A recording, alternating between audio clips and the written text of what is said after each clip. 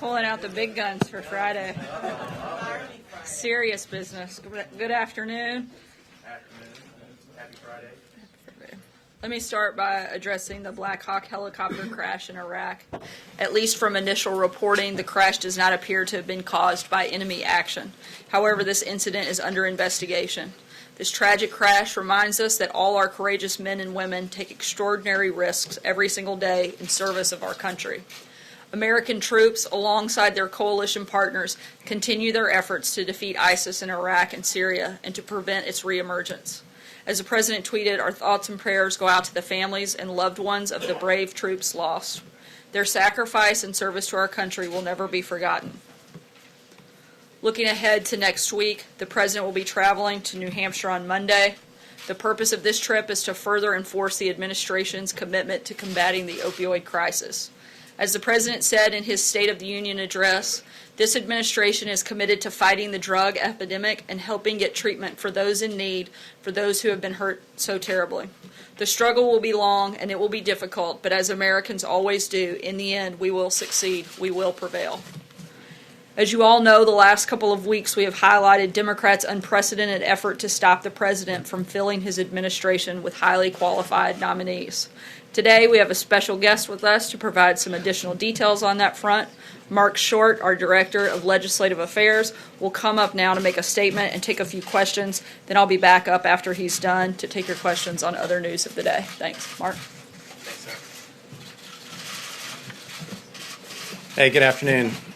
Since I know many of you are interested in White House personnel issues, we wanted to take a few minutes to discuss the historic obstruction that we have faced by Senator Schumer and Senate Democrats in confirming our nominees to enable us to fill out our White House. The Senate obviously has the constitutional responsibility for advice and consent. So what that looks like in real life is the President selects a nominee. They then undergo an entire FBI background check. They work with the Office of Government Ethics to deconflict financial issues. And that's a process that takes a good amount of time, a good amount of resources. Only then, after cleared through an FBI background check and the Office of Government Ethics, is a nominee submitted to the United States Senate. When they get to the Senate, they go through several additional evaluations, including meetings with staff, meetings with the members on both sides of the aisle. The nominee then undergoes a hearing, and the committee then votes on the nominee to get out of that committee. At that point, the nominee moves to the Senate floor for full confirmation. Traditionally, the Senate routinely confirms an administration's nominees once out of committee. It is there to respect the will of the American people in the election for an administration to fill out its roles under a new president. Instead, what Senator Schumer has done is to require cloture votes to essentially slow down the process and to obstruct. At this point, in the past four administrations combined, the last four administrations, the Senate had conducted 17 cloture votes combined. Cloture vote, in essence, being a filibuster on a nominee. 17 cloture votes in the last four administrations combined at this point. Today, the Senate has had 79 cloture votes in the first 14 months of our administration. 17 over the last four administrations versus 79 in the first 14 months of our administration. That is roughly 5 times the number of the last four administrations combined. Senator Schumer is essentially weaponizing a Senate procedure and demanding cloture votes on our nominees that he even eventually supports. 11 of the President's nominees have been approved without a single dissenting vote, yet still forced to go through 30 hours of debate to essentially slow down the Senate calendar simply for the purpose of obstruction. Even Senate Democrats have begun to call this out and to say it is getting to the point of ridiculous. At this rate, the United States Senate would take 11 and a half years to confirm our nominees. 11 and a half years to confirm our nominees.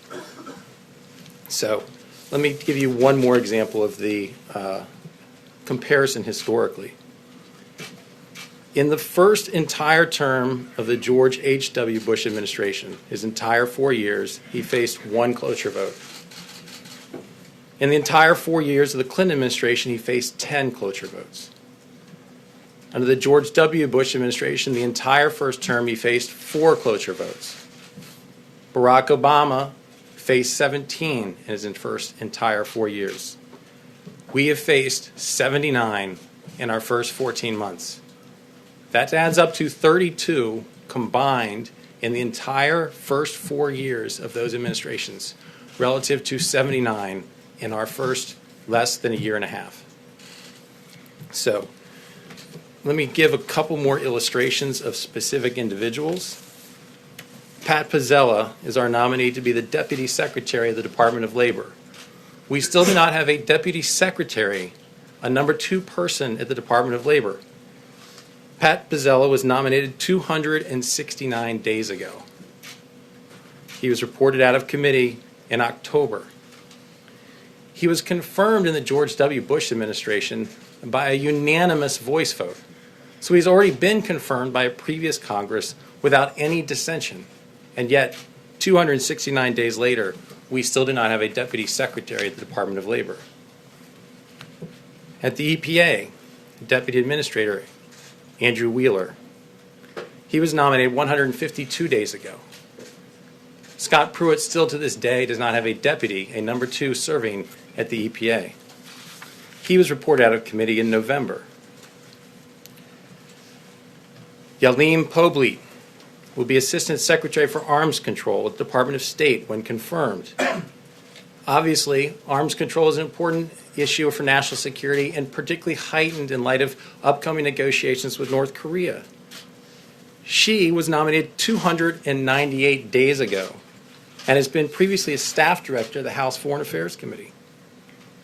Isabel Patalunas, nominated 270 days ago, reported out of committee in July, has been nominated to be Assistant Secretary of the Treasury for Intelligence and Analysis. This helps work with many of the sanctions that you have covered. So many of these positions, in fact, are national security positions. And lastly, Kevin McAleenan, to be Commissioner of the Customs and Border Patrol, was nominated 298 days ago. Obviously, it's been a priority of this administration to highlight the security threats we face at our southern border. Kevin, in taking that role, will be safeguarding our borders and helping to prevent terrorists and contraband from entering the United States. Yet, Congress and the Senate continues to dither and not have a confirmation vote. We're pleased that he finally got through a cloture vote last week. We expect him to be confirmed on Monday night. But 298 days later, as the American people have been anxious to make sure that our borders being secured, we still don't have a head of Customs and Border Patrol. So this level of obstruction is beyond historic. It is something that, as you, I know, are very focused on personnel inside the White House.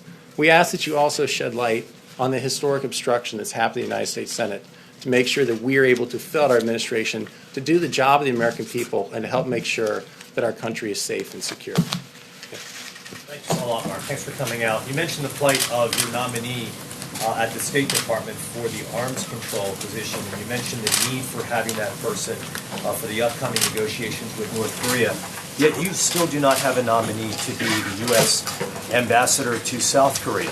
Why is that? When will you have that nominee? And is that position also important for your efforts? Sure. I think that there's been several conversations about that internally with putting forward nominees that as they go through that process, in many cases it gets so delayed and so long that nominees have withdrawn from the process before actually being submitted to the Senate. So there's a couple examples where that's happened recently. That includes that post, but we've been having ongoing conversations about nominating someone soon. Yeah. On Rick Grinnell, the ambassador, President's nominee for ambassador to Germany, which senator is actually holding out the nomination, withholding unanimous consent? And why doesn't Senate Majority Leader Mitch McConnell and is there any reason given for withholding unanimous consent? And why doesn't Senate Majority Leader Mitch McConnell just force a vote on the nominee? Thanks. Mary Elizabeth is one of the stars on our team who's been with us from day one, and she helped to staff Justice Gorsuch through the confirmation, helped to shepherd him through, and is the one in charge of our nomination. So I'm going to phone a friend on that one. But Grinnell got out of committee, right? And so basically he's waiting for a final vote on the Senate floor. Yes. And so that, I believe he got out of committee several months back. So he's another one that should be on our list of those that has been waiting. The challenge that Leader McConnell faces when you're not allowed to just bring up for a voice vote, you have to go through a cloture, then he has to prioritize these. And that is one more of our nominees that simply has been historically obstructed. Yeah. Well, thanks. You know well what goes on on the Hill. This is part of the toxic nature that's been going on for several years. I mean, the Democrats are pushing back because of the Republicans. What are you doing to ease or water down that toxicity? What can you do? And secondly, explain to those who don't understand how it is that a minority party, when you control both the Congress, both the House and the Senate, how you're unable to get it through, because that is one of the big stumbling blocks for people to understand why you're complaining. Right. Well, I think that the reality is that this is a Senate process. It's not a House process. But as you nominate the candidate to the Senate for a personnel issue, the Senate has the ability to go through the nomination process, the committee process, but it requires a supermajority to get past the motion to proceed. And what the Senate has done is they've basically said, we're going to require a cloture vote on these nominees, where historically, once out of committee, they would bring it to the Senate floor, they would just require an up or down vote. And you say that it's part of the toxicity that's been going on for some time. I think that's the point we're trying to make, is this hasn't been going on for some time. This has not been the tradition of the United States Senate to do what they're doing right now under Senator Schumer. It has not happened. It's the numbers I went through. We've faced, again, 4 times the number of cloture votes in 14 months in the last 4 terms combined, the last 16 years of the first term of presidency. So this is not what's historically been done. See it as a reflection of, for example, when Obama was in office and the Republicans said they're going to make it their prime concern not to pass any legislation that Obama favored. Don't you see that as part of the problem? I think part of the challenge is the American people got so frustrated with the way that Washington worked that they elected an outsider to come to Washington to try to help fix it. What we're trying to do is to shed light on the way that this town works and the way that currently the United States Senate is broken. And yes, we are assigning that blame to Senator Schumer and his team of Democrats, because in many cases, even the fellow Democrats are saying the level of this is getting absurd, and it's time that we allow the president to fill out his administration. Republicans don't bear any of the blame? I think the reality is the Republicans are moving forward for these votes. I do think, as far as one of the solutions, this is going to be obviously an issue for the United States Senate, but I do think that this will force pressure to continue to see more rules changes in the United States Senate. Mark, specifically, Mark, does the president still feel, do you feel that Rule 22 should be amended or eliminated to prevent what you're describing, which are national security ramifications? I mean, you have a number of positions that you are arguing are essential to the national security of the United States, and you say that this is something that Democrats are obstructing to. Republicans have 51 votes. What should happen? I think that the United States Senate is going to continue to have internal conversations about potential rule changes, and I think it's a very fair question. I want to be very respectful of having a White House determine what the United States Senate rules should be, but I think by continuing to highlight it and recognize the level of obstruction, I think it continues to put more pressure on the Senate to address this internally. Are you concerned, by the way? Well, I was just going to ask if you're concerned that this obstruction will carry over to the nominee for Secretary of State, the nominee for the CIA director. Thanks. I think that obviously the current director of the CIA is somebody who is incredibly qualified. As people know, he was graduated top of his class at West Point, graduated top of his class at Harvard Law School. I think has done a phenomenal job as director of the CIA. And when he went through that process, earned bipartisan support to be director of the CIA. So we would certainly hope that, considering only 14 months ago, 15 Senate Democrats crossed over to support his nomination, that they would also support his nomination to be Secretary of State.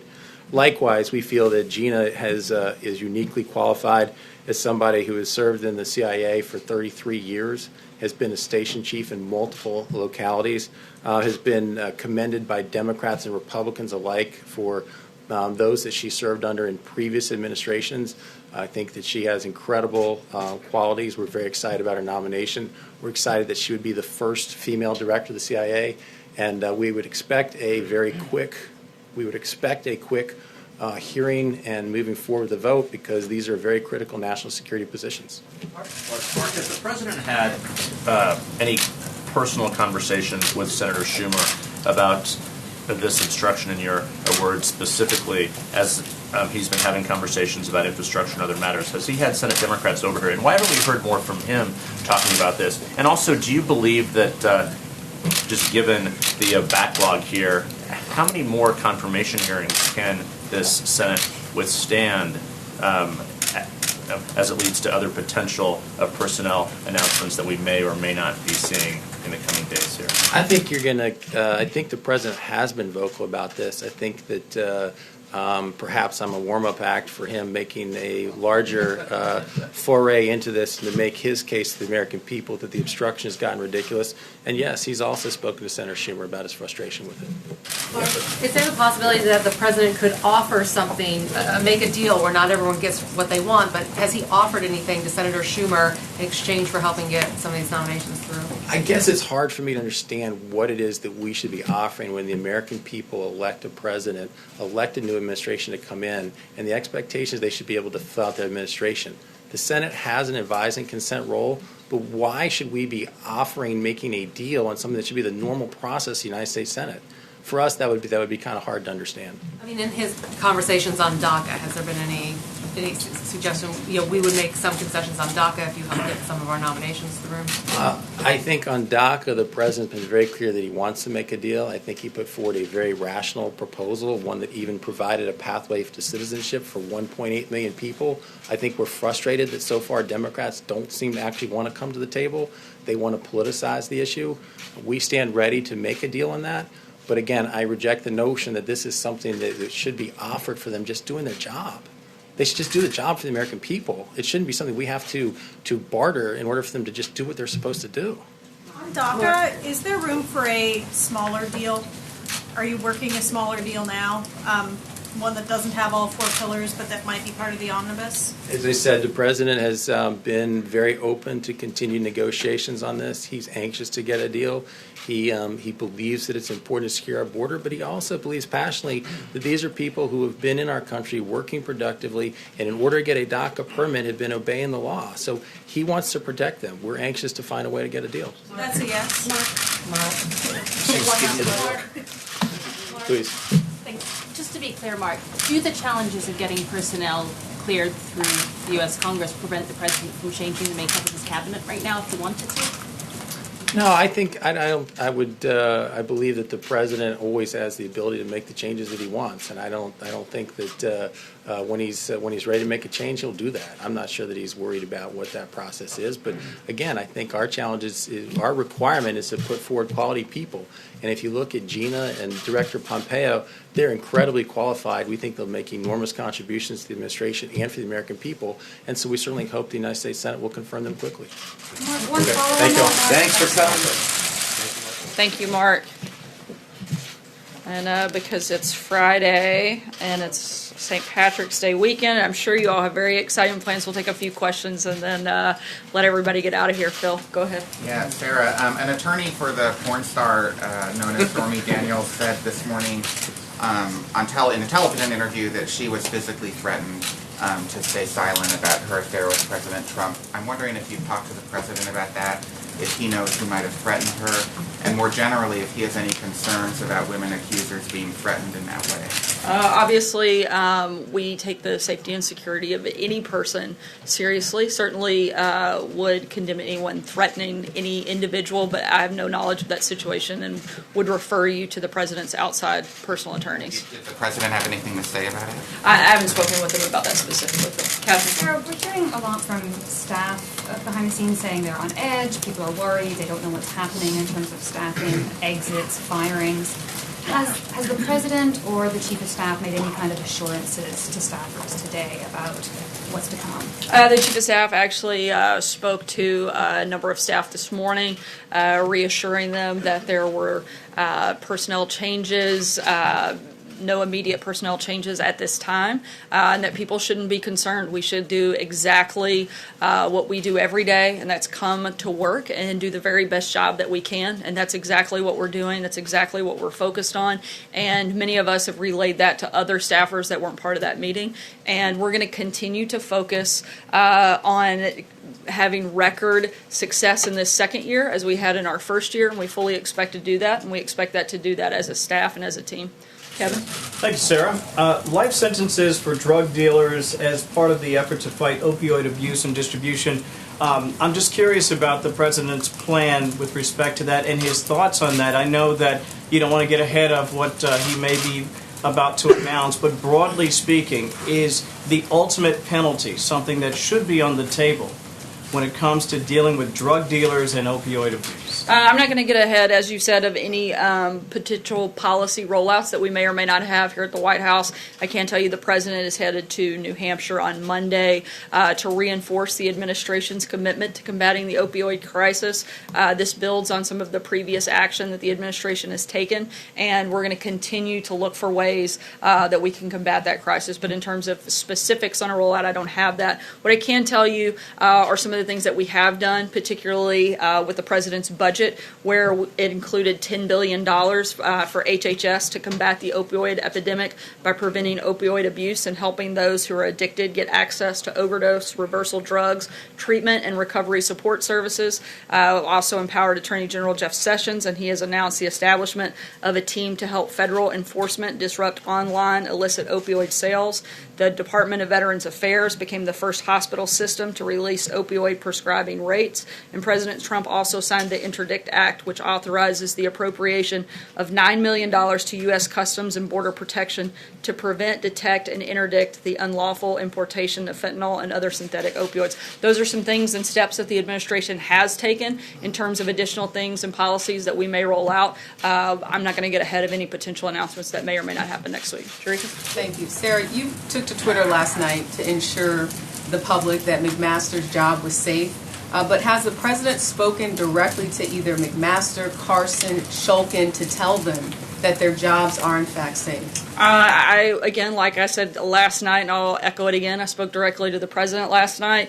He asked me to pass that message along to General McMaster. I know the two of them have been in meetings today. Whether or not that came up, I don't know. But again, our focus is not on a lot of the news stories that you guys would like us to be focused on, but we're actually focused on what the American people want us to do, and that's to come here and do our jobs. General McMaster is a dedicated public servant, and he is here not focused on the news stories that many of you are writing, but on some really big issues, things like North Korea, things like Russia, things like Iran. That's what he's doing, and that's what we're going to continue to be focused on every single day that we show up for work. Pointed out, there is an issue when you look at the number of people that you're hoping to confirm.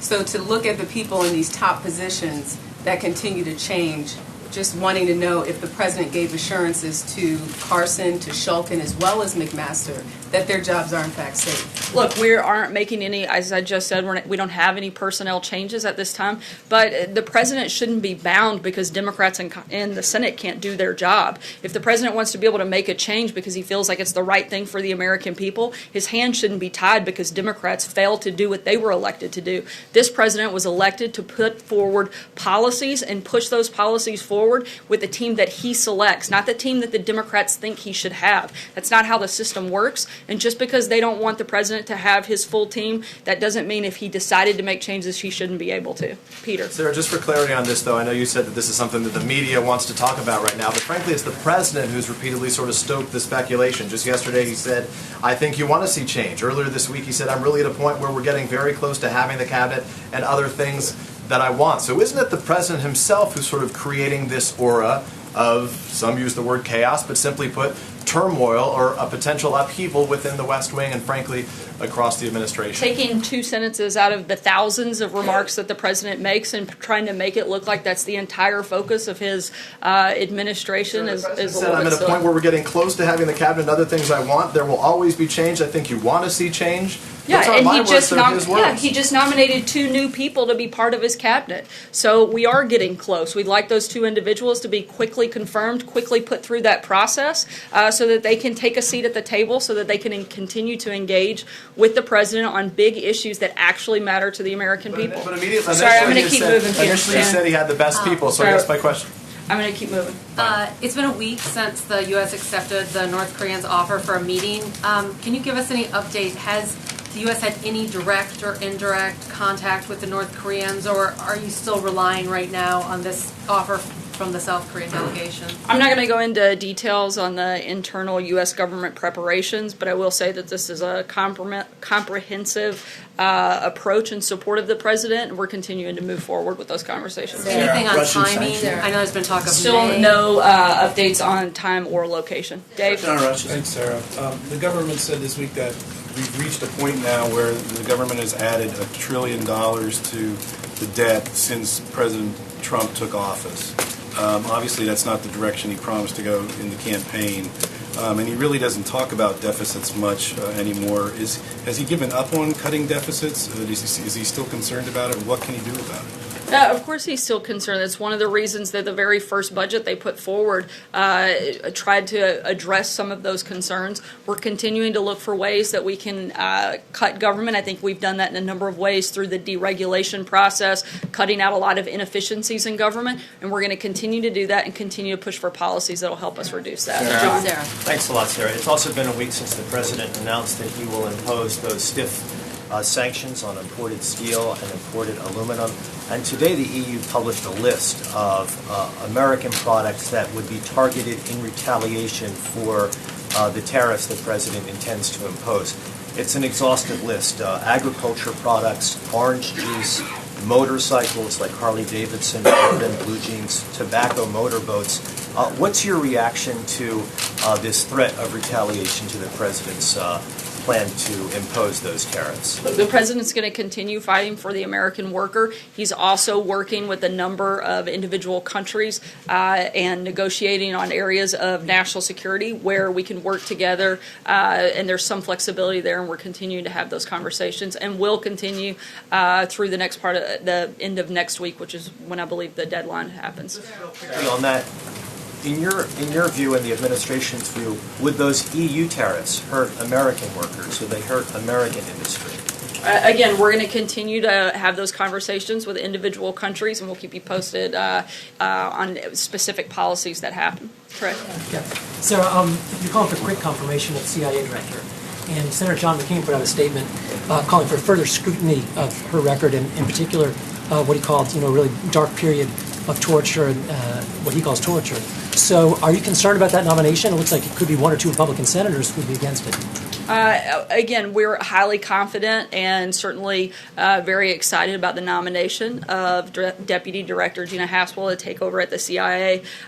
She is an incredibly qualified. She's someone who has been in the CIA for over 30 years, has the respect of both Republicans and Democrats. There have been a number of Republicans who have come out and praised this nomination, and including Senator Feinstein, a Democrat, who came out in support of her today, as well as people that have worked with her a number of years from both sides of the aisle that have very good understanding of the type of individual she is, but everyone from Leon Panetta to James Clapper that have praised her work and support her in this process. You're going to brief committees, Sarah. I'm sorry?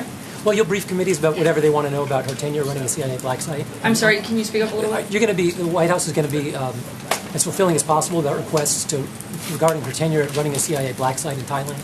Certainly we'll be as cooperative as we can, but we specifically want to make sure that people actually have an accurate reflection, which I know some of the senators, including Rand Paul, made comments off of incorrect information. So we certainly want to make sure that they actually have accurate information, particularly before they go out and speak on behalf of their constituents. And as a member of the United States Senate, we hope that they take that role very seriously and get accurate information before they peddle it out in front of the American people. Trey? Thanks, Sarah. Two quick questions for you. You said you spoke with the president last night regarding these stories about potential staff turnovers here at the White House. And we spoke specifically about the story with General McMaster. What was the president's reaction to all of these stories? Did he see any truth in the reporting that was out there? As I said, the president said that it was not accurate, and he had no intention of changing, that they had a great working relationship, and he looked forward to continue working with them. And if I could ask you about Syria, the president last month called the situation on the ground in Syria a humanitarian disgrace, specifically in the suburb east of Damascus. Is the president taking any steps to try to correct this humanitarian disgrace other than releasing statements by the administration? We're continuing to look at all different ways the U.S. continues to denounce the Syrian regime and their violations of the United States Security Council, and we're going to continue to look at this, and we'll make determinations and announcements as we move forward. John? Yeah. Thank you, Sarah. Turning away from personnel within the administration and personnel in the midterm elections, Danny Tarkanian, the insurgent candidate against Senator Hiller, abandoned his candidacy to run for the House, he said, at the urging of the president. Will the president be involved in other contested primaries involving Republican incumbents and try to discourage these kinds of challengers, who I might add more often than not are backed by Steve Bannon and Sebastian Gorka? I can't get into any specific races due to a little thing called the Hatch Act, but I can tell you that the president is going to continue to support people that support his policies and his agenda, and certainly those will be the type of candidates he would look to support. Olivia? Thanks, Sarah. A couple in North Korea. One, I want to go back to Shannon's question.